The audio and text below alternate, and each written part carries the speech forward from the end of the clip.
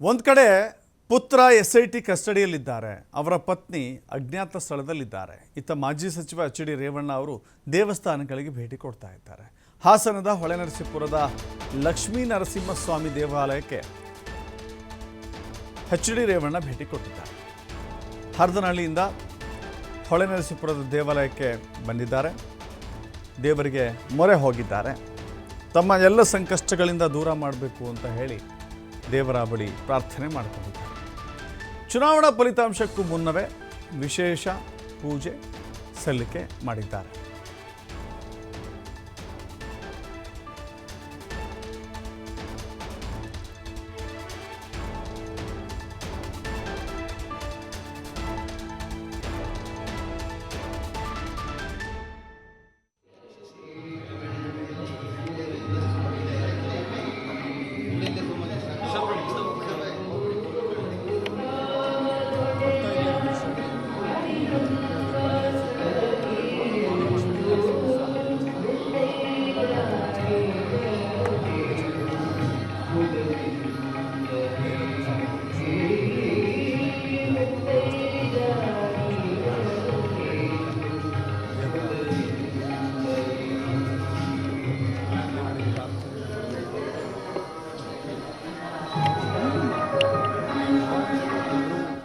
ಅಜ್ಞಾತ ಸ್ಥಳದಲ್ಲಿದ್ದಾರೆ.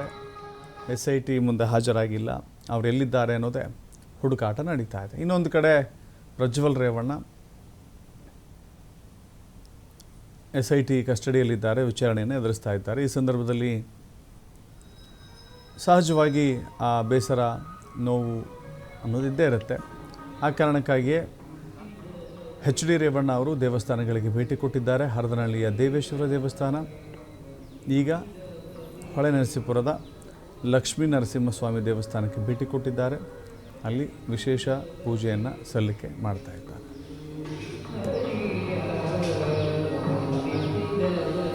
ಮತ್ತಷ್ಟು ಮಾಹಿತಿ ನಮ್ಮ ಪ್ರತಿನಿಧಿ ಪ್ರಕಾಶ್ ನೀಡ್ತಾರೆ. ಪ್ರಕಾಶ್, ಒಂದು ಕಡೆ SIT ಕಸ್ಟಡಿ, ಇನ್ನೊಂದು ಕಡೆ ಅಜ್ಞಾತ ಸ್ಥಳ, ಈಗ HD ರೇವಣ್ಣ ದೇಗುಲಗಳ ವಿಸಿಟ್, ಒಂದು ರೀತಿ ಕುಟುಂಬದಲ್ಲಿ ಎಲ್ಲರೂ ಒಂದೊಂದು ದಿಕ್ಕಿಗೆ ಹೋದಂತೆ ಕಾಣಿಸ್ತಾ ಇದೆ.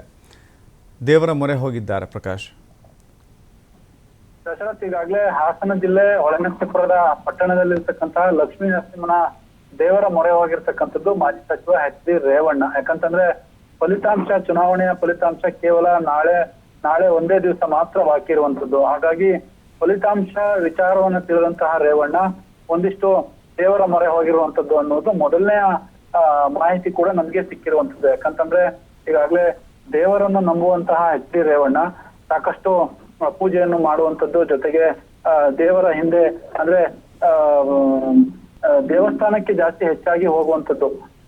ಎಲ್ಲಿ ಅವರಿಗೆ ಅತಿ ಹೆಚ್ಚು ಗೊಂದಲ ಆದಂತಹ ಸಂದರ್ಭದಲ್ಲಿ, ಡಿಸ್ಟರ್ಬ್ ಆದಂತಹ ಸಂದರ್ಭದಲ್ಲಿ, ಎಲ್ಲಾ ಸಂದರ್ಭದಲ್ಲೂ ಕೂಡ ಮಾಜಿ ಸಚಿವ HD ರೇವಣ್ಣ ಕುಟುಂಬ ಸಾಕಷ್ಟು ದೇವರ ಮೊರೆ ಹೋಗ್ತಕ್ಕಂಥದ್ದು. ಇವತ್ತು ಕೂಡ ಲಕ್ಷ್ಮೀ ನರಸಿಂಹಸ್ವಾಮಿಯ ದೇವಸ್ಥಾನದ ಮೊರೆ ಹೋಗಿರ್ತಕ್ಕಂಥದ್ದು. ಇವತ್ತು ಒಂದಿಷ್ಟು ವಿಶೇಷ ಪೂಜೆ, ಸುಮಾರು 15 ನಿಮಿಷಗಳ ಕಾಲ ಲಕ್ಷ್ಮೀ ನರಸಿಂಹನ ದೇವಸ್ಥಾನಕ್ಕೆ ಬರಿಗಾಲಲ್ಲಿ ಬಂದಂತಹ ರೇವಣ್ಣ ಆ ಪೂಜೆಯನ್ನು ಕೂಡ ಸಲ್ಲಿಸಿರುವಂತದ್ದು. ಮತ್ತೊಂದು ಕಡೆ ತನ್ನ ಪತ್ನಿ ಭವಾನಿ ಅವರ ಟೆನ್ಷನ್ ಕೂಡ ಹೆಚ್ಚಾದಂತೆ ಕಾಣಿಸ್ತಾ ಇರುವಂತದ್ದು ರೇವಣ್ಣ ಮುಖದಲ್ಲಿ. ಒಂದು ಕಡೆ ನಿನ್ನೆ SIT ಅವರು ಕೂಡ ಬೆಳಿಗ್ಗೆ 10:30 ಸಂಜೆ 6 ಗಂಟೆವರೆಗೂ ಕೂಡ SIT ಅವರು ಭವಾನಿ ಅವರು ವಿಚಾರಣೆಗೆ ಬರ್ತಾರೆ ಅನ್ನುವ ನೋಟಿಸ್ ಕೊಟ್ಟು ಕಾದು ಕೂಡ ಕುಳಿತಿದ್ರು. ನಂತರದಲ್ಲಿ ಅವರು ವಿಚಾರಣೆಗೆ ಬರ್ದೇ ಇದ್ದಂತಹ ಸಂದರ್ಭದಲ್ಲಿ ವಾಪಸ್ ಹೋಗಿದ್ರು. ಇನ್ನೊಂದು ಕಡೆ ಪ್ರಜ್ವಲ್ ರೇವಣ್ಣನ ಟೆನ್ಷನ್ ಕೂಡ, ಈಗಾಗಲೇ SIT ವಶದಲ್ಲಿ ಇರ್ತಕ್ಕಂತಹ ಪ್ರಜ್ವಲ್ ರೇವಣ್ಣ. ಹಾಗಾಗಿ ಇವೆಲ್ಲವನ್ನು ಕೂಡ ನಿವಾರಣೆ ಮಾಡಿಕೊಳ್ಳೋದಕ್ಕೆ ಮಾಜಿ ಸಚಿವ HD ರೇವಣ್ಣ ದೇವರ ಮೊರೆ ಹೋಗಿರ್ತಕ್ಕಂಥದ್ದು. ಥ್ಯಾಂಕ್ ಯು ಪ್ರಕಾಶ್, ನಿಮ್ಮೆಲ್ಲ ಮಾಹಿತಿಗೆ.